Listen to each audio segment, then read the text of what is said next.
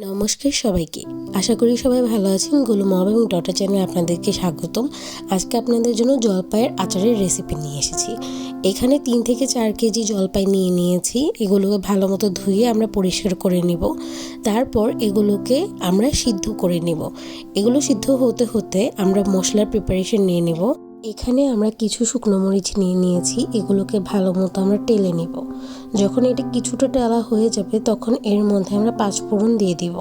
5 ফোড়নটাকেও কিছুক্ষণ টেলে নেওয়ার পর এখানে আমরা এটাকে মিষ্টি জিরা বলা হয় কিংবা সব বলা হয় কিংবা গোমরি বলা হয়, এটাকেও দিয়ে দিব। দিয়ে এবার সবগুলো মশলা ভালো মতো আরও কিছুক্ষণ টেলে নেব। মরিচের কালারটা যখন একটু ব্ল্যাক হয়ে আসবে তখন আমরা নামিয়ে নিব। অন্যদিকে আমরা জলপাইগুলো থেকে পানি ঝরিয়ে নিয়েছি এবং জলপাইগুলোকে ঠান্ডা করে নিয়েছি। এবার একটি বড় বোলে নিয়ে দেখানো হচ্ছে যেইভাবে ওইভাবে আমরা স্ম্যাশ করে নিব।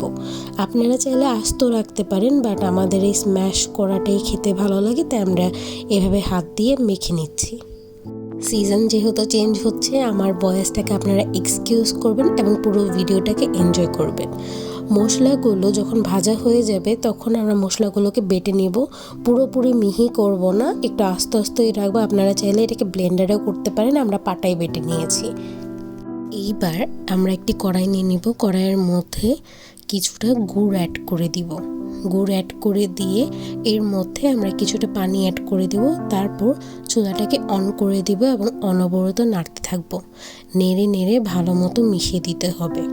কন্টিনিউয়াস নাড়তে হবে, না হলে এটা ভালো মতো মিক্স হবে না। এটার সাথে আমরা কিছুটা চিনিও অ্যাড করে দিয়েছি। আমরা এখানে 1 বাটি চিনি অ্যাড করে দিয়েছি। এটাকে কন্টিনিউয়াস নাড়তে হবে।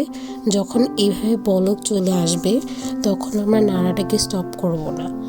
তারপর আমরা এর মধ্যে কিছুটা ক্রাশ করে রাখা গরম মশলা অ্যাড করে দেব। তারপর এখানে আমরা স্বাদ মতো কিছুটা লবণ অ্যাড করে দেব। এরপর আমরা এখানে জলপাইগুলোকে অ্যাড করে দিব।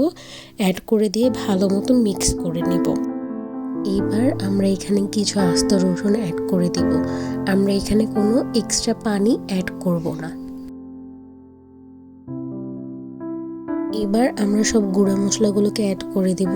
বেটে রাখা আচারের মশলা, 1 চা চামচ ধনিয়া গুঁড়া এবং 1 চা চামচ মরিচের গুঁড়া অ্যাড করে দেব। অ্যাড করে ভালো মতো নেড়ে নিব। মশলাগুলো ভালো মতো মিক্স হয়ে আসলে আমরা এখানে 1 কাপ পরিমাণ ভিনিগার অ্যাড করে দিব। ভিনিগারটা অ্যাড করলে আচারটা অনেক দিন থাকে, কোনো প্রকার ফাঙ্গাস এটার উপরে জমতে পারে না। এই পর্যায়ে আমরা কিছুটা কাঁচামরিচ অ্যাড করে দিব। অ্যাড করে ভালো মতো মিক্স করে নেব। আপনারা চাইলে এখানে বোম্বাই মরিচ মিক্স করতে পারেন। আচারটা যখন এরকম কালার চেঞ্জ হয়ে আসবে তখন আমরা এটার বাগারের প্রিপারেশন নিয়ে নিব। এখানে আমরা কিছুটা সরিষার তেল গরম করে নিয়েছি।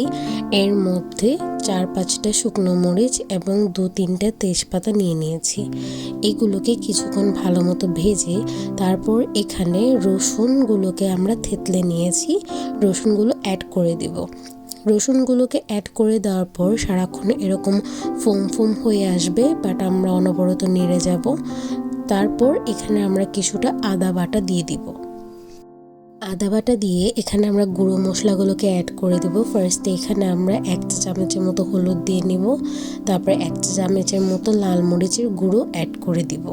তারপর এটাকে আরও কিছুক্ষণ নেড়ে তারপর আমরা আচারের উপরে এটাকে ঢেলে দিব।